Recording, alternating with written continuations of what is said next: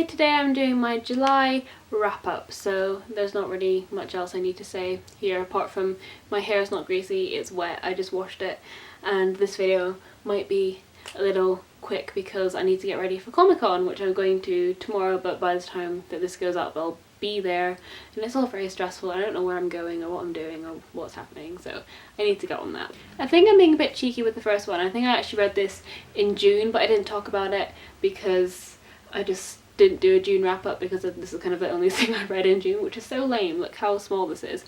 This is a graphic novel called A City Inside by Tillie Walden. And this is the second graphic novel I've read of hers, and I'm always so amazed by how she can fit so much in such a short space of time. As you can see, this is a very short graphic novel, but the themes it covers are actually very complex. And this one in particular explores kind of accepting yourself and learning to deal with the good and the bad in your life and not really regretting things that have happened to you. But it does it through a very minimalist style. So on each page there's only really kind of one or two pictures and very little text.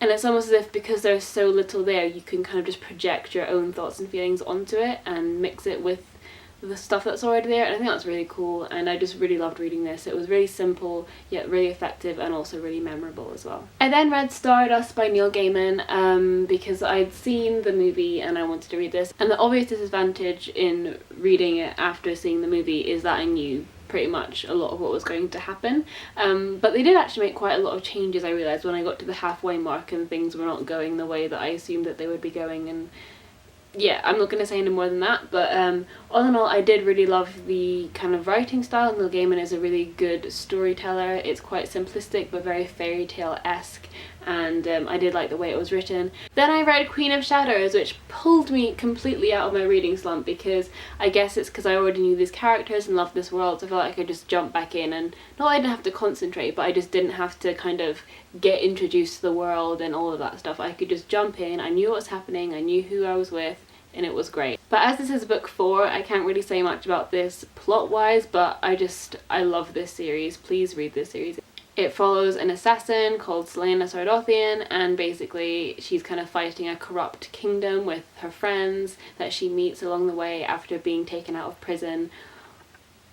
It's so good. And what I found with this one is a lot of the earlier novels were very action-packed. It was kind of murders and death and assassins and competitions and all of this stuff. But this one was quite slow-paced because they were kind of planning and negotiating, and it led up to this big event, and it was kind of a slow, suspenseful kind of plot. But I really liked that, and I really enjoyed that because it gave a lot more time for the characters and their development to come through. I also like the multiple kind of perspectives in this book. We have quite a lot of characters that we follow and then they kind of converge at some places, which I really enjoyed seeing that unfold, and I'm just really looking forward to the next book in the series, so yay. Then I read Simon versus the Homo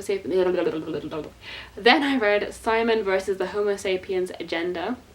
And I read this in one sitting. I started it at around 10 o'clock at night, and I just remember I got to like page 10, I was like, oh no, because I just knew I'd fallen in love with it already and I was gonna stay up, and I stayed up till 6 AM reading this. Don't tell my parents, please. But it's summer, who cares? But it was so good. I completely fell in love with this story. It's about Simon, obviously Simon, who is emailing Blue, who is a boy, but they don't know each other's real identity. It's someone that goes to his school, but they don't know each other's identity, and basically they're both gay and kind of struggling to deal with that. None of their friends know, none of their family know, and basically it's over the course of the book, it's about them coming to terms with their identity and then trying to find out each other's identity as well. I just really liked how this was done, and the narration was so funny. I completely loved Simon's narrative voice. It was hilarious, and just really, really great. And there were so many good moments where he was with his friends, because even though he didn't feel like he was being completely honest with them because they didn't know he was gay, but they still had a wonderful, wonderful friendship. And I love the bits where they were just simply just hanging out, having conversations, because I felt it was such a good representation of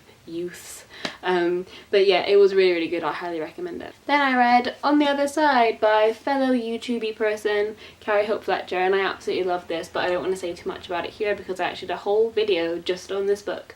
But if you're too lazy to go and watch that, which shame on you, basically I loved it. I thought it was really well written and I love the characters, and just it's really worth reading, so please do. Then I read Coraline by Neil Gaiman, having a bit of a Neil Gaiman month for some reason. But I really loved this. I mean, mean, it's twisted, it's dark, it's imaginative, it's creepy, all of the things that I love. It's just amazing, and I'm completely in love with this movie. But I actually found out when reading this, obviously, there are quite a few differences, and I actually think I prefer slightly the structure of the film, because this is quite short. A lot of the kind of creepy stuff happens quite fast. The movie slowly builds this feeling of unease, whereas this book you kind of feel a bit uncomfortable from like the first couple of chapters, really. And obviously reading experiences are always undermined slightly if you've seen the film, because you kind of know where the story is going to end up, but that doesn't mean I enjoyed it any less, because I just love this story and I could read / watch it forevermore, and I probably will, to be honest. And I just love this, and this has illustrations in it which are so gorgeous. They're so creepy and they just fit the story so well. You can tell that Neil Gaiman's writing is so visual, because they managed to create a wonderful stop motion animation, completely beautiful world based on this, and also the other illustrations which are completely different. They're very creepy, very dark, but both inspired by the same thing. So I really loved that, and I just thought that this was amazing, so please read it. Last but not least, I read the graphic novel of Harley Quinn, volume 1 of the New 52 version by Amanda Conner and Jimmy Palmiotti. I think I just butchered that name, but anyway, I really like reading this graphic novel. I haven't read really any...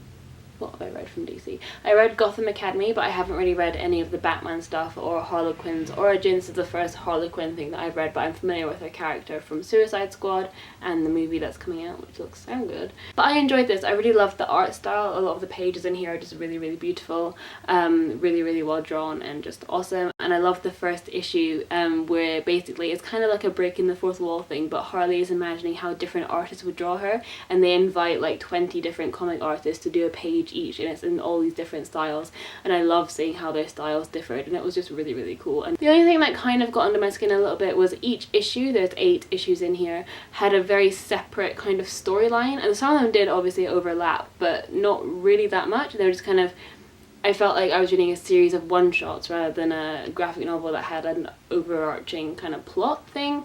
But I did enjoy it because all these individual storylines were quite fun, quite silly, quite humorous stories that I did enjoy reading.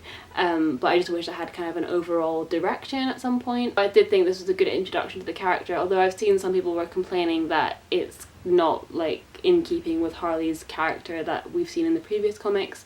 Some people said that she used to be kind of adorable, cute and innocent, whereas this Harley is very much kind of violent, badass, and more kind of grown up, I'd say, maybe, from what I've read. But because I haven't read the older ones, I don't really know how true that is, but I did enjoy this regardless, and I will probably be picking up the next one. Thanks so much for watching this video, and please let me know what your favourite read was from July, and I'll see you soon. Bye!